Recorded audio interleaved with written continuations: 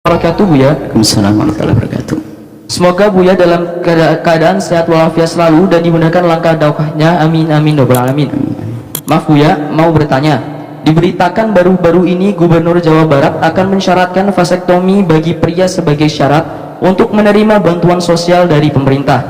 Rencana ini menurut beliau dilatar belakangi karena banyaknya penerima bantuan adalah orang-orang miskin yang anaknya banyak.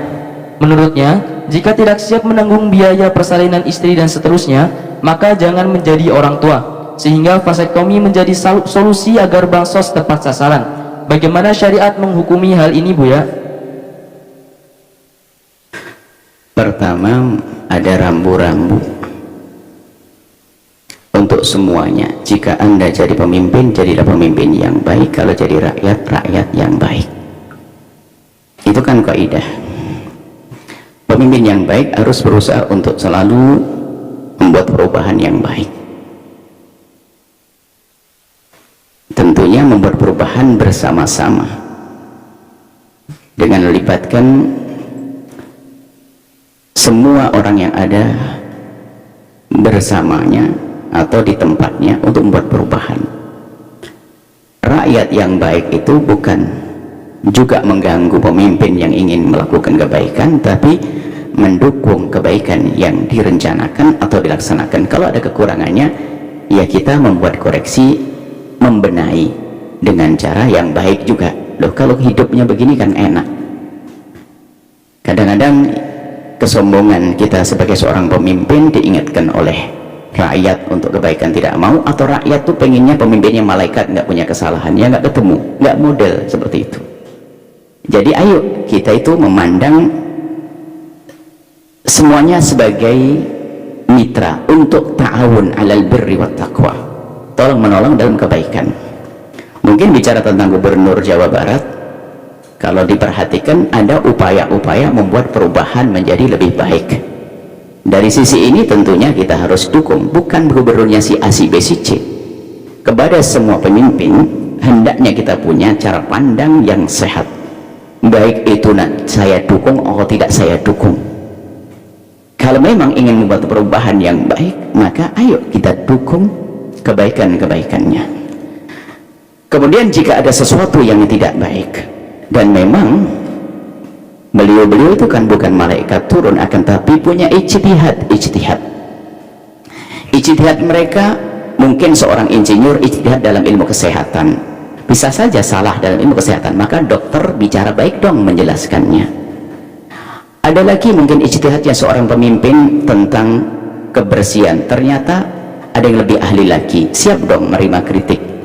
Tapi kita menyampaikan kritiknya juga yang benar, bukan langsung menyalahkan dasar goblok, dasar ini, juga tidak boleh semacam itu.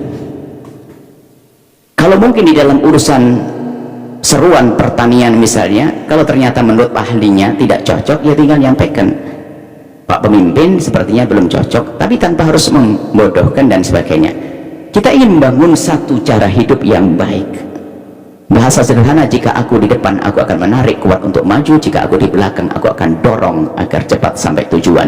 Itu cara hidup yang baik. Tapi kalau sudah cara saling menjatuhkan, saling merendahkan, kesombongan dari pemimpin, kesombongan dari bawahan, tidak akan sampai kepada tujuan. Adapun yang disebutkan tadi, jika betul, karena kami juga belum bertemu langsung, tapi mendengar beritanya dari teman-teman, bahasanya memang itu bisa jadi termasuk bagian daripada ijtihad beliau, dari dia meninggut dari sisi ingin mensejahterakan rakyat. Maka perlu kita sanjung dong tentang sisi ini. Adapun sisi kesalahan yang lainnya, dan memang bukan malaikat, dan kami yakin kalau orang ingin membuat kebaikan, perubahan yang sesungguhnya akan mudah untuk diingatkan. Hanya mungkin belum nyampe atau belum ada yang mengingatkan dan sebagainya. Jadi tolonglah, ini kami ingin membangun cara hidup, bukan saja dengan gubernur, bupati pun juga, bahkan dengan presiden pun juga demikian. Jangan sampai perbedaan pandang politik saja langsung jadi musuh.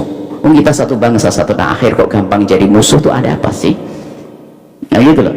Bagaimana kalau kita menjadi kawan semuanya? Kalau ada kekurangan tentu dong, tugas kita tuh menyempurnakan. Dari mana Anda menyempurnakan? Dari sisi keahlian Anda. Kalau Anda seorang pakar pertanian, itu bantu bupati, gubernur dalam sisi pertanian. Kalau Anda seorang pakar kesehatan, dari sisi kesehatan Anda. Kalau Anda seorang ngerti hukum, tentu dari sisi hukum seperti itu. Kalau Anda misalnya, kalau pemimpin Anda seorang dokter, lalu dia berbicara tentang ilmu kedokteran, lalu benar, lalu di saat nyinggung urusan agama salah, ya memang dia bukan bagiannya, tinggal ngingetkan saja tanpa harus kita bodoh-bodohkan, mohon maaf. Ini kan cara hidup yang baik. Ya, kita ingin membangun semacam ini. Kita sudah bosan di media ini dengan caci maki, olok-olokan antara ustadz dengan ustadz, ini dengan ini dan sebagainya. Baik, bisa jadi ini adalah ijtihadnya seorang pemimpin untuk mensejahterakan, karena urusannya adalah bantuan apa? Sosial, ya tadi itu. Bantuan sosial, berarti insinya mensejahterakan rakyat. Tapi bisa jadi memang rakyat perlu edukasi, tidak usah di wilayah besar. Di wilayah pesantren saja tuh ada, istilah pesantren lingkup begini nih. Ada yang anaknya tuh dikit-dikit keluar, tapi kalau nyak salaman dolar nggak pernah perhatikan. Kayaknya perlu diperhatikan cara mengatur kelahirannya. Ini bisa saja loh, ini program di lingkup kecilnya perlu diperhatikan, apalagi lingkup besar ini. Jadi sepertinya yang dibidik adalah bagaimana mensejahterakan dengan menyalurkan bantuan yang tepat. Nah, tepat ini tentu tepat dari kita yang memilah-milih di saat memberikan, dari sisi lain yang ditepat-tepatkan, disesuaikan. Nah, tadi dalam irama menyesuaikan, sehingga ada himbauan barangkali kalau betul untuk vasektomi. Apakah boleh demikian ini? Tujuannya benar, kalau salah caranya tinggal kita benarkan seperti apa nantinya, gitu saja. Jadi jangan sampai terjadi polemik panjang lalu caci maki. Kita tidak merindu untuk itu semuanya. Kepada semuanya tolong, pemimpinnya siapapun dia, ini harus punya kaidah hidup yang baik. Adapun masalah vasektomi, tobektomi, vasektomi itu adalah, mungkin sederhananya adalah salah satu cara menjauhkan dari kehamilan sehingga seorang laki-laki tidak membuahi dengan satu proses operasi ringan atau berat, wallah alam operasinya, maka di satu proses sehingga seorang laki-laki itu nanti dia bisa berhubungan suami istri dengan normal, cuman dia menjadi tidak bisa membuahi karena ada cara tertentu menurut medis yang lebih tahu dalam hal ini. Atau bahasa lain adalah pemandulan. Kalau kontrasepsi yang lainnya adalah mengatur kelahiran, misalnya mengatur kehamilan. Tapi kalau sudah vasektomi ini dahulu disebut sebagai mungkin pemandulan, istilah pemandulan, sehingga seorang laki-laki jadi mandul, tidak bisa membuahi. Jika pemandulan, maka tidak diperkenankan. Pemandulan ini secara hukum fikih sebelum diterapkan kepada rambu-rambu negara tadi yang disebutkan. Dalam hukum fikih dulu, kalau pemandulan tidak diperkenankan. Karena sudah punya anak dua lalu dimandulkan, oh jangan dimandulkan, kita tidak bisa menjamin anaknya, jangan-jangan besok anaknya diambil ke surga duluan, akhirnya nggak punya anak lagi, nyesel kan gara-gara mandulkan diri. Kita tidak tahu apa yang terjadi esok hari. Yang ada adalah mengatur kehamilan dengan cara alat-alat kontrasepsi yang sehat, mohon maaf, dengan cara azl dan seterusnya. Ada nanti kontrasepsi yang banyak, itu pun harus dipilah-pilah. Baik, adapun vasektomi atau sistem pemandulan ini tentunya ada di antara para medis sendiri kan juga berdebat, mohon maaf, para dokter tentu ini kami nukil daripada yang kami dengar daripada perkataan para dokter juga. Di antara dokter pun khilaf setelah itu di akhir-akhir ini, apakah vasektomi nanti bisa dikembalikan sehingga mandulnya tidak selamanya, pemandulannya. Dahulu dikatakan bahasanya vasektomi adalah pemandulan selama-lamanya. Jika benar itu pemandulan selama-lamanya, maka jelas tidak diperkenankan dalam fikihnya kalau pemandulan selama-lamanya. Akan tapi katanya teknologi canggih hari ini bisa mengembalikan dari pemandulan, itu bisa dikembalikan. Tentunya ini adalah dari awal yang menjelaskan bahwasanya tidak bisa dikembalikan, kemudian setelah ada kembalikan bisa saja sebuah teknologi.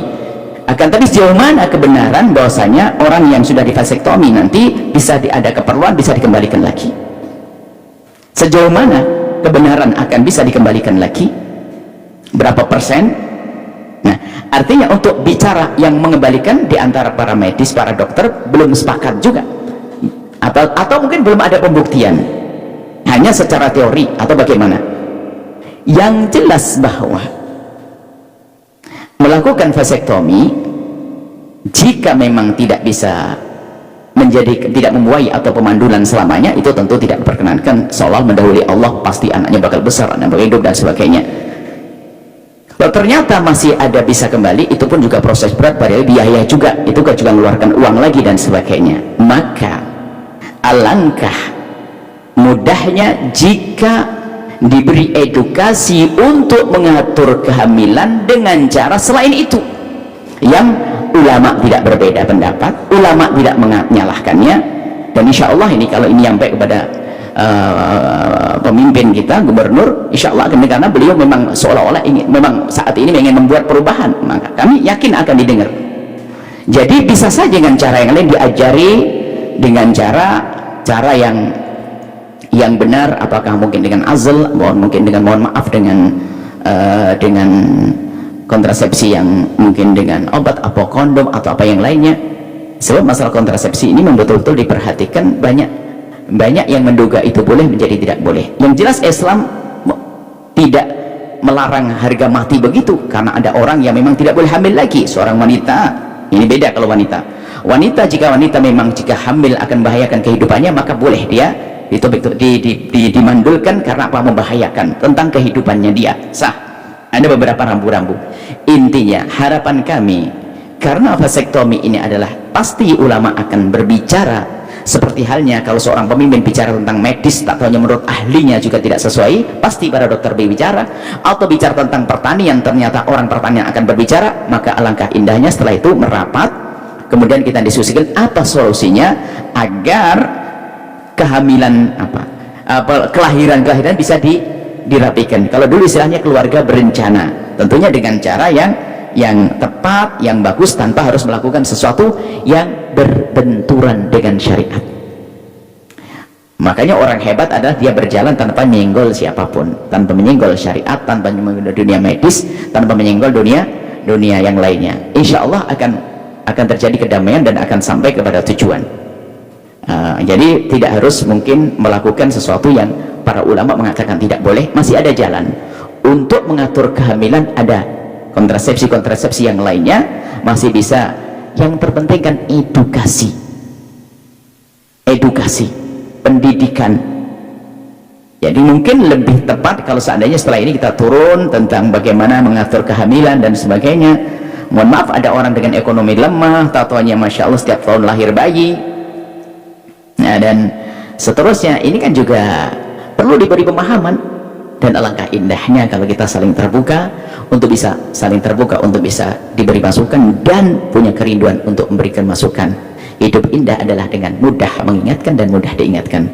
Dan kami himbau kepada siapapun, pemimpin Anda siapapun, jika mereka itu menginginkan perubahan kepada lebih baik, dukung dari sisi ini, terlepas dari orang mana, dari manapun, karena kebaikan itu untuk kemaslahatan umat. Jika ada kekurangannya, tentu itu ijtihad mereka, wajar dong. Kalau tidak ada kekurangan, malaikat dong. Tinggal ini ujian bagi kita, bagaimana cara kita membantu membuat perubahan, ya, tanpa kita harus memusuhi, tanpa harus menjatuhkan, tanpa harus kita memeranginya. Ini adalah ujian bagi kita yang melihat jika ada kekurangannya.